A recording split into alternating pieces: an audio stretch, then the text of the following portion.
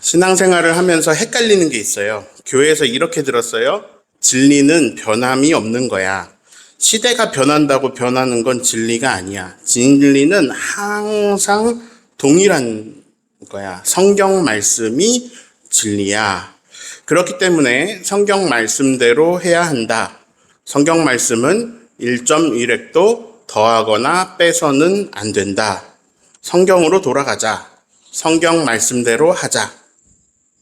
네, 이런 게 이제 우리가 교회에서 많이 들은 이야기입니다. 네. 근데 성경을 안 읽으면 괜찮거든요. 근데 성경을 읽으면 문제가 생겨요. 왜냐하면 진리라고 하신 성경 말씀에 지금 우리의 상식하고 너무 동떨어진 말씀들이 들어있어요. 왠지 그 말씀대로 하면 안 될 것 같아요.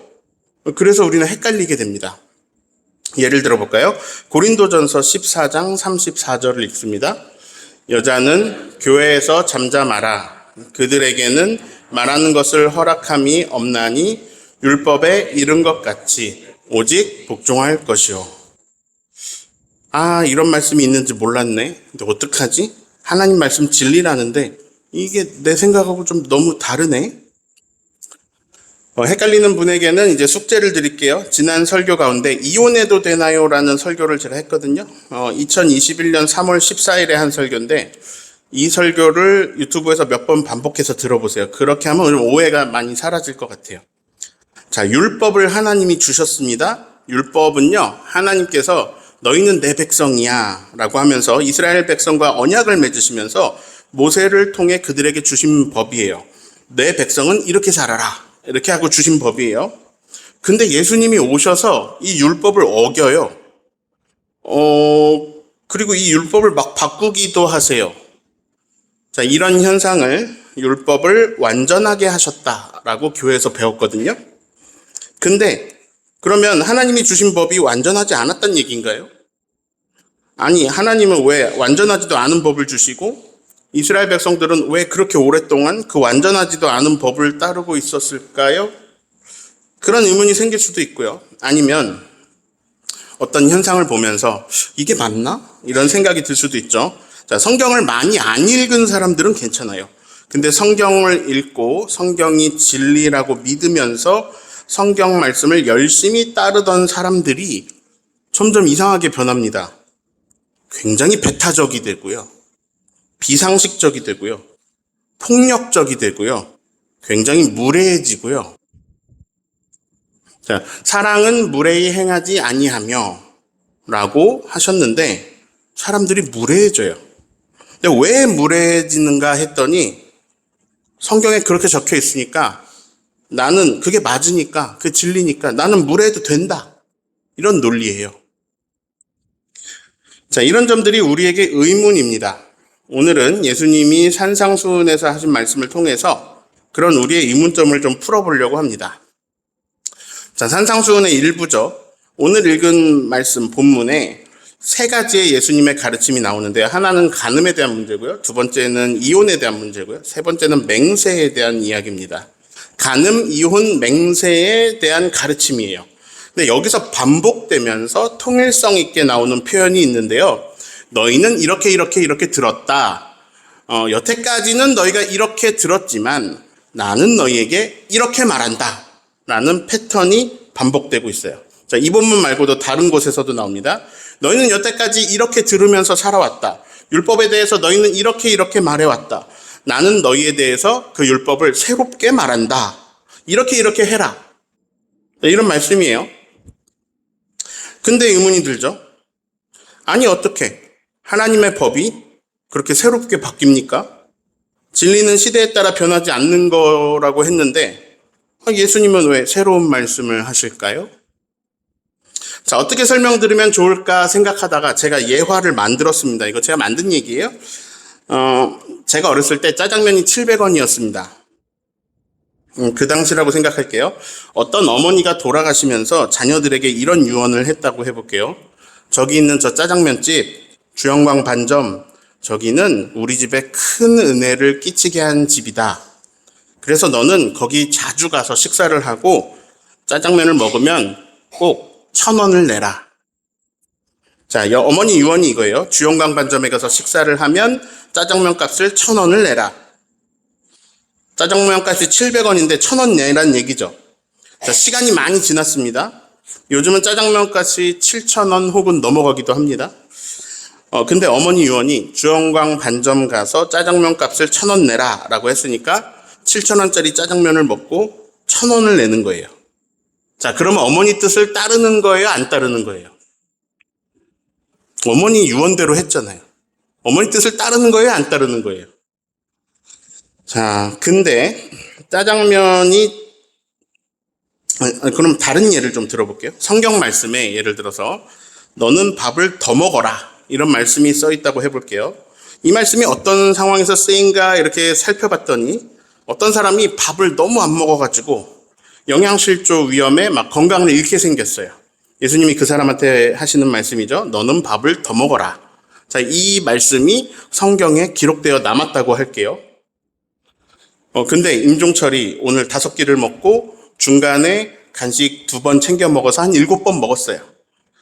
근데 이제 좀 말씀을 먹자 하고 말씀을 읽는데 너는 밥을 더 먹어라. 이런 기록이 있어요. 난 아직 멀었구나.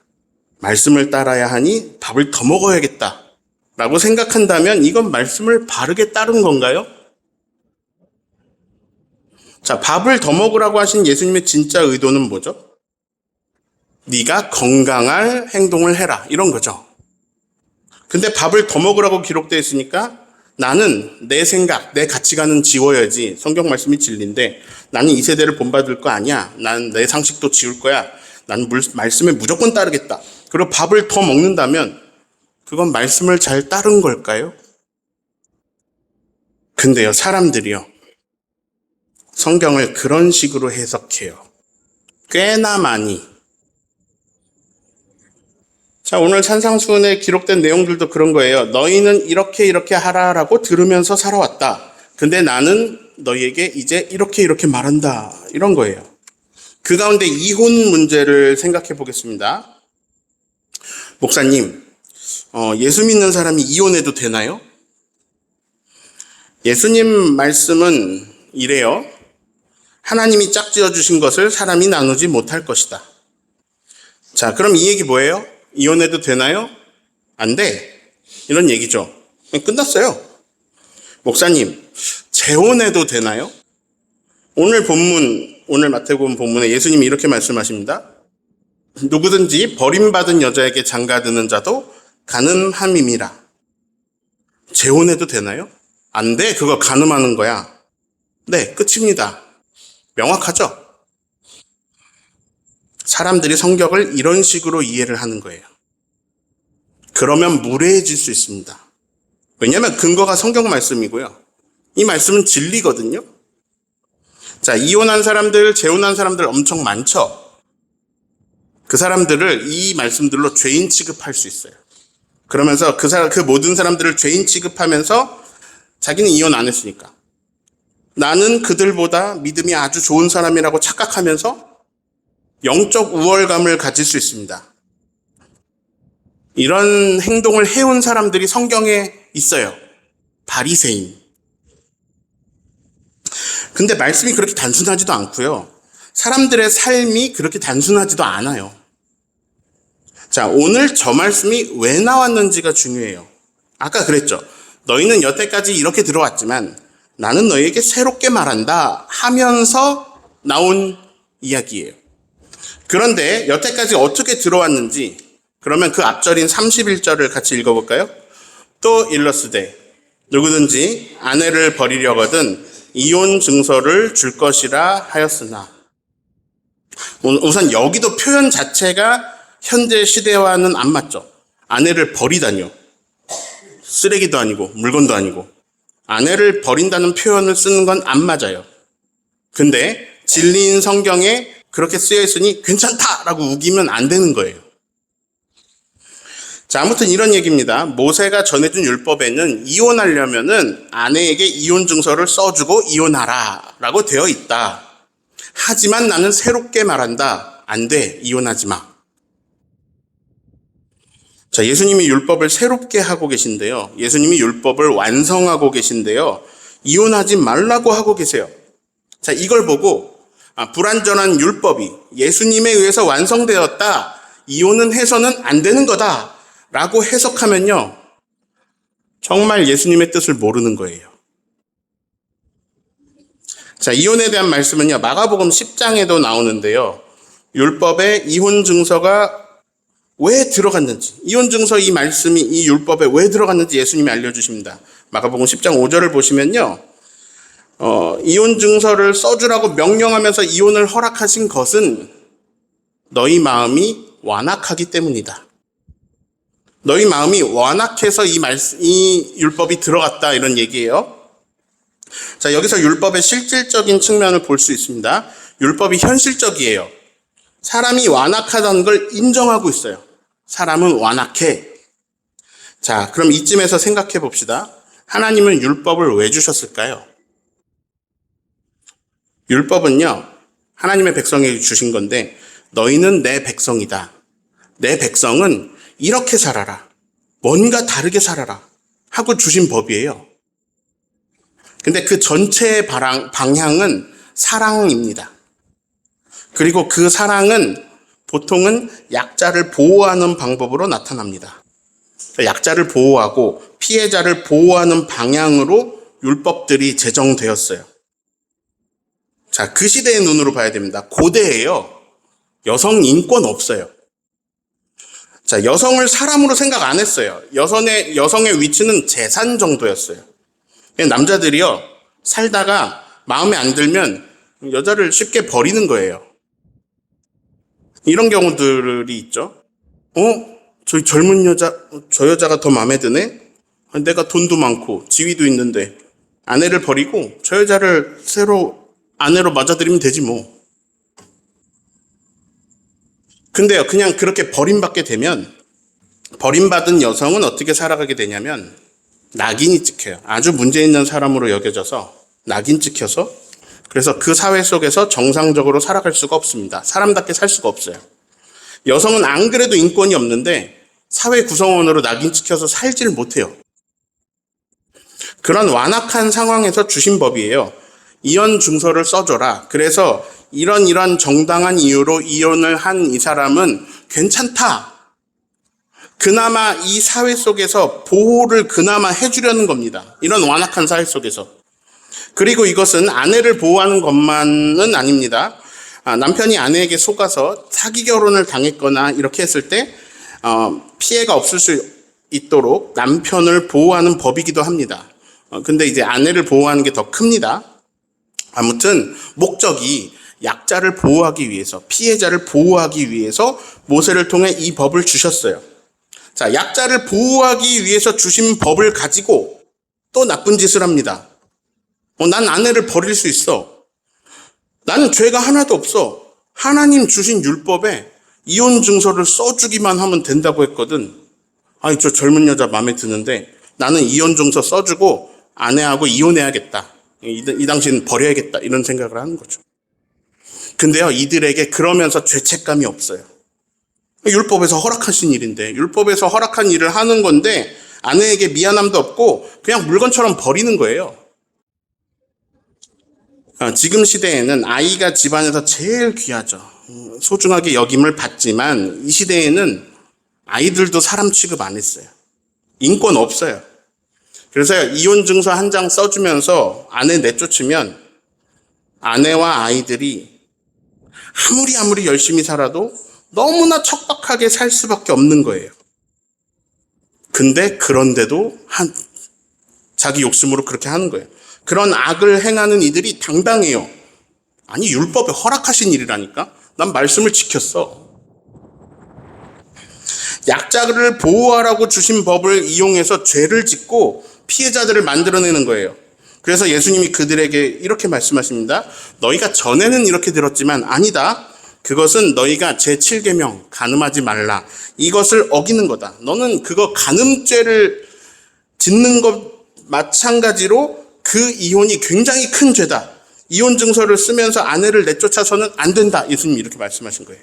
자, 마태복음엔 이렇게 말씀하신 거고요. 마가복음에서는 여러분이 결혼식 때마다 들었던 그 말씀. 하나님이 짝지어 주신 것을 사람이 나누지 못한다. 라고 마가복음에는 이혼에 대해서 그렇게 말씀하셨어요. 그러니까 마태복음에서도 마가복음에서도 그렇게 아내를 내쫓는 일을 막으신 거예요. 즉 예수님은 약자를 보호하는 방향으로 율법을 다시 해석하시면서 말씀하고 계신 거예요. 자, 칼이 좋은 건가요? 나쁜 건가요? 칼은 도구입니다. 누가 쓰냐에 따라 달라요. 강도가 쓰면 나쁜 거고 요리사가 쓰면 좋은 것이죠. 율법이 좋은 건가요? 나쁜 건가요? 율법이 하나님 주신 법인데 좋은 거 아닌가요? 근데 바울이나 예수님 얘기를 들어보면 율법이 뭔가 또 모자란 것 같기도 하고 율법도 누구 손에 있는지가 중요해요. 나쁜 놈들이 율법을 나쁘게 쓰고 있는 거예요. 이혼 증서 써서 아내를 내쫓고 젊은 여자랑 살아야지. 아니 이건 하나님도 허락한 일이라고. 자, 이렇게 행동하는 자들에게 예수님이 말씀하시는 거예요. 하나님이 짝지어 주신 것을 사람이 나누지 못한다. 자, 핵심 질문입니다. 성경은 좋은 거예요, 나쁜 거예요? 성경은 하나님 말씀이니까 좋은 거지. 라고 생각하시면 맞아요. 네. 그런데 이 성경 말씀으로 사람들을 죽이고, 이 성경 말씀으로 사람들을 억압하고 착취하고, 이 세상을 이 성경 말씀으로 파괴하고 했던 역사가 인류 역사예요. 이단과 사이비도 다 이 성경 말씀을 이용해서 사람들을 파멸의 길로 이끌고 있어요. 이만희 씨, 정명석 씨 다 성경으로 그렇게 한 거예요. 자, 이단이나 사이비가 아니어도 성경 말씀을 근거로 난 신앙적인 우월감에 빠져가지고 나는 말씀을 지키는 사람이야. 너희는 안 지키는 사람이야. 나는 거룩해. 너희는 안 거룩해. 나는 기도하는 사람이야. 내 말이 맞아. 나는 성경을 근거로 판단해. 근데 너희는 세상적이잖아. 자, 이런 자세로 사는 신앙인들이 있어요.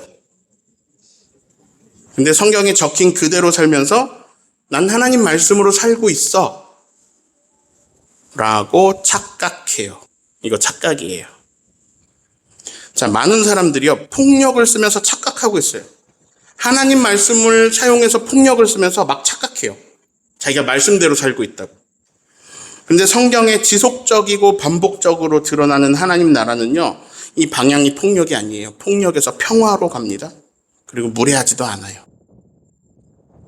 자, 방향이 중요해요. 방향은 사랑과 정의입니다. 평화입니다. 그리고 그 사랑과 정의는, 그 평화는 약자를 보호하고 피해자를 보호하는 방향으로 나타나요. 자, 오늘 산상수훈에서 이혼에 관해서 새롭게 주신 말씀은 이혼 증서 한 장 써주고 아내를 내쫓으려고 하는 유대 남성으로부터 수많은 여성과 수많은 어린이들을 보호하신 말씀입니다. 그러면서 예수님이 근거로 되신 논리가 그들의 이혼을 막으려고 대신 논리가 그들이 그렇게 떠받들고 있는 율법을 이용해서 말씀하세요. 그거 간음이다. 그거 7계명 어기는 거다. 그거 죄다.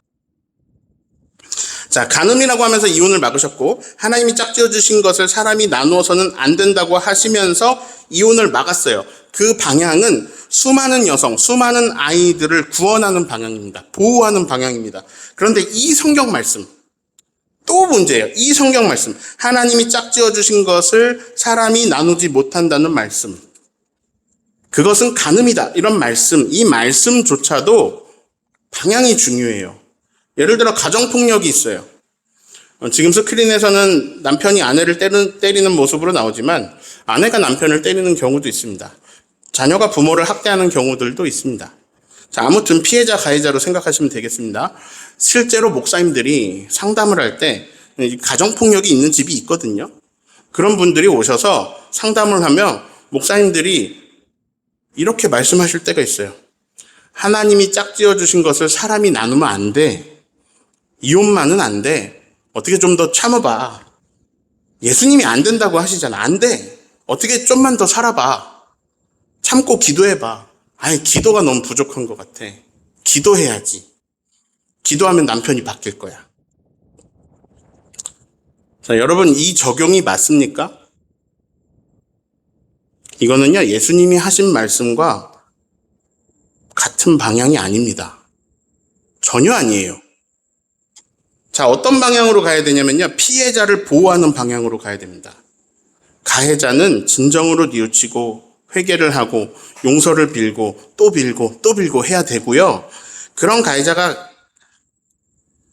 회개도 안 하고 계속 가해를 하는데 예수님이 이혼은 안 된다고 하셨으니 안 되는 겁니다 라고 그냥 이렇게 딱 잘라 말하는 것은 일부러 그런 건 아니지만 지속적인 폭력 속에 더 많은 피해를 입도록 도와주는 일이 됩니다. 성경 말씀은 적혀 있는 문자 그대로 그냥 나한테 갖다가 적용하는 게 아니에요. 하나님의 진짜 의도를 찾아내야 돼요. 오늘 설교 제목을 본질이라고 지었습니다. 말씀에서는 언제나 본질을 찾아야 돼요. 자, 1,000원 내라고 써 있다고 1,000원을 내는 게 말씀을 지키는 생활이 아니에요. 밥을 더 먹으라고 적혀 있다고 더 먹는 게 말씀을 따르는 삶이 아니에요. 이 말씀하신 분의 의도를 찾고 그분의 진짜 마음, 본질을 찾아야 돼요. 근데 예수님이 그거 핵심 정리해 주셨어요. 성경 모든 말씀에 하나님 사랑, 이웃 사랑. 이것이 온 율법과 선지자의 강령이다. 결국 모든 성경 말씀은 하나님 사랑, 이웃 사랑이 본질이란 얘기예요. 자, 이혼 증서 써주고 내가 아내를 내쫓아야지. 이거는 율법을 악용하는 거잖아요. 서로 사랑하라고 생명을 살리라고 주신 성경 말씀을 악용한 일은 너무나 많습니다. 역사적으로 너무 많아요. 수많은 종교 전쟁을 일으켜서 마녀 사냥을 하고 종교 전쟁을 일으켜서 정당성을 성경에서 가져왔습니다. 사람을 죽이면서 자신들의 제국을 세우면서 이 말씀으로 정당화를 하는 거예요. 그 폭력에 가담하는 정치가들과 한국 기독교가 손을 잡았어요. 그리고 정치가들이 일으키는 악한 일들을 성경 말씀으로 다 정당화시켜줘요. 덮어줘요. 그리고 교인들에게 그렇게 교육해요. 그게 맞다고. 자, 가짜 뉴스를 계속 양성해서 배포해요. 근데 교인들이 이 일이 진짜 하나님의 일이야. 내가 신앙을 가지고 열심히 해야지 하고 그 가짜 뉴스를 카톡으로 열심히 퍼날라요. 가짜를 막 퍼날르고 그 가짜를 진리라고 배워요. 여러분 카톡 많이 오죠? 그 가짜가 진리라고 배워요. 그 교인들은 또 그게 옳은 줄 알아요. 근데 그게 정치적으로 이용당하고 있는 거예요. 자, 그런 신념에서 잘못된 행동이 나오는데요. 여과 장치가 없어요. 왜냐하면 성경에 써 있어요. 근데 그 방향이 하나님이 그 말씀을 우리에게 주신 진짜 의도와 반대 방향이에요. 밥 더 먹으라고 더 먹는 거예요. 근데 이게 한국 기독교가 맞이하는 위기입니다. 왜냐하면 목사들이 잘못 가르쳤습니다. 성도님들 잘못이 아니에요. 근데 이 일이 지속적으로 일어나니까 상식을 가진 사람들, 상식적으로 생각하는 사람들이 교회를 많이 떠났어요. 내가 진짜 다시는 저런 사람들과 엮이지 않겠다. 교회라면 정말 신물이 난다. 저 정죄하는 사람들, 배타적인 사람들, 무례한 사람들, 신물이 난다. 이러면서 교회를 떠났는데 그 교회를 떠나게 한 사람들, 정작 내쫓은 사람들은 이렇게 말하고 있어요. 우리는 이 세대를 본받지 않고 오직 말씀만 따르면서 믿음을 지키고 있습니다. 우리가 그루터기고 우리가 남은 자고 우리가 이 믿음을 지켜서 우리는 그렇게 하고 있습니다. 그리고 또 영적 우월감으로 또 그렇게 생각하고 있어요. 착각하고 있어요. 예수님이 오늘 말씀하십니다. 너희는 이렇게 들어왔지. 그러나 나는 이렇게 말한다. 제가 오늘 설교 제목을 본질이라고 지었어요. 부제목을 그리고라고 지었어요. 그리고 이제 주보 보시면 그리고 이렇게 괄호 쳐놨어요. 하나님 말씀을 받들 때는 그 괄호 안에 뭐가 들어갈 거냐면요. 본질 찾고 그리고 업그레이드. 예수님은요, 업그레이드를 하셨어요. 간음하지 말라고 들었니? 그런데 마음의 음욕을 품는 그것도 간음이야. 업그레이드 하셨어요. 그 사람이 너의 도구가 아니야. 진실해라.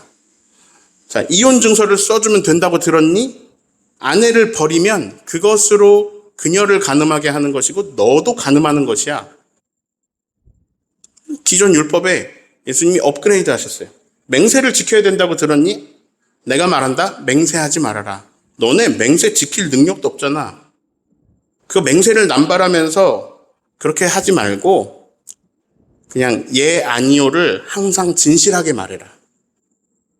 진실하게 말하면 맹세할 필요도 없어요. 예, 아니요를 항상 진실하게 말해라. 자, 우리는 물어야 됩니다. 말씀을 읽으면요. 이 말씀의 본질이 무엇일까?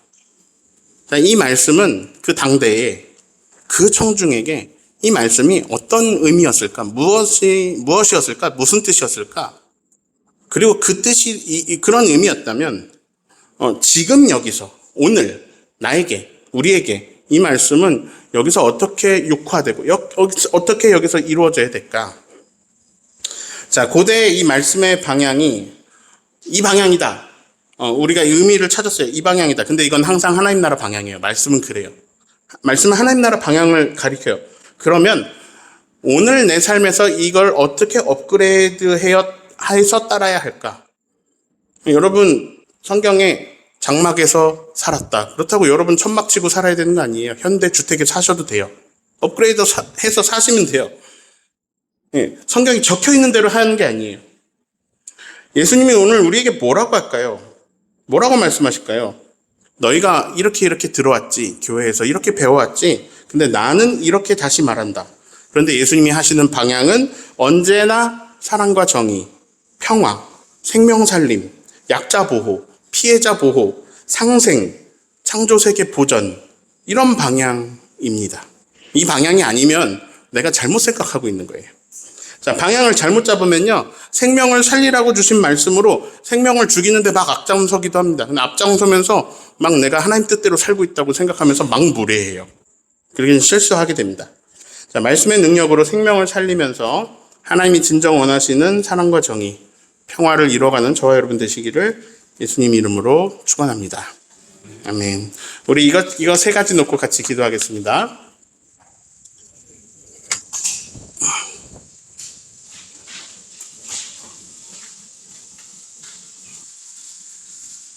말씀 안에 담긴 하나님의 뜻을 알게 해주십시오.